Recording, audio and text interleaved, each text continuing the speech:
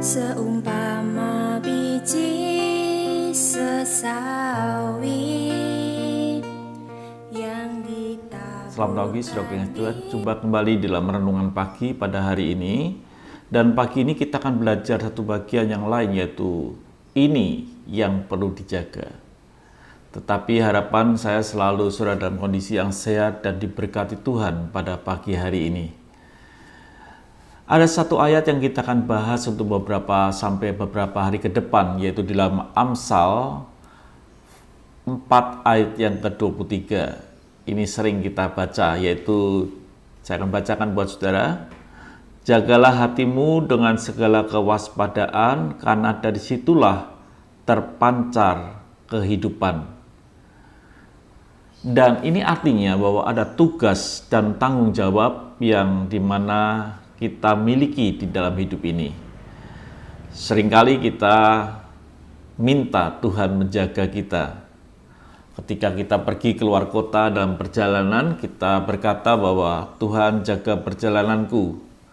Atau bahkan yang lebih seru atau sedikit kurang baik, ketika kita pergi keluar kota, kita berkata, kita berdoa, Tuhan jagalah rumahku supaya aman ketika aku tinggal.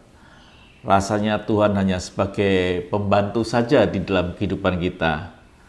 Banyak hal kita meminta Tuhan untuk menjaga akan hidup kita atau menjaga akan perjalanan kita. Tapi sebenarnya dalam Amsal itu ada satu tugas yang Tuhan berikan dalam kehidupan kita, yang itu yang harus kita jaga. Sehingga dikatakan, jagalah hatimu dengan segala kewaspadaan, karena dari situlah terpancar kehidupan. Tuhan sanggup mengubah akan hati kita. Tetapi bagian kita adalah menjaga akan hati kita. Tuhan bisa memberikan sesuatu yang baik di dalam hidup kita, yaitu hati yang baik, hati yang bagus. Tapi tugas kita, tugas saudara dan saya adalah menjaganya. Bukan dikembalikan Tuhan untuk menjaga hati kita. Karena kalau kita bisa menjaga hati kita, maka di dalam hidup kita ini akan memancarkan yang disebut dengan kehidupan. Orang bisa melihat ada sesuatu yang lain di dalam perjalanan hidup kita. Karena Tuhan, orang akan melihat sebuah kehidupan yang baru di dalam perjalanan kita. Yeskiel 36 ayat yang ke-26 dikatakan, kamu akan kuberikan hati yang baru dan roh yang baru di dalam hatimu, dan aku akan menjauhkan dari tubuhmu hati yang keras, dan kuberikan kepadamu hati yang taat.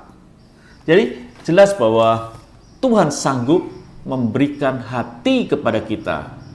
Lah, kalau Tuhan sudah memberikan kepada kita sesuatu, tugas kita adalah menjaganya. Seperti halnya pada waktu Adam dan Hawa diletakkan di Taman Eden supaya memelihara dan menjaga taman itu. Tapi Adam gagal. Dan saudara kasih Tuhan, yang menyebabkan kita ini gagal menjadi hidup yang berkenan karena kita ini tidak bisa menjaga akan hati kita.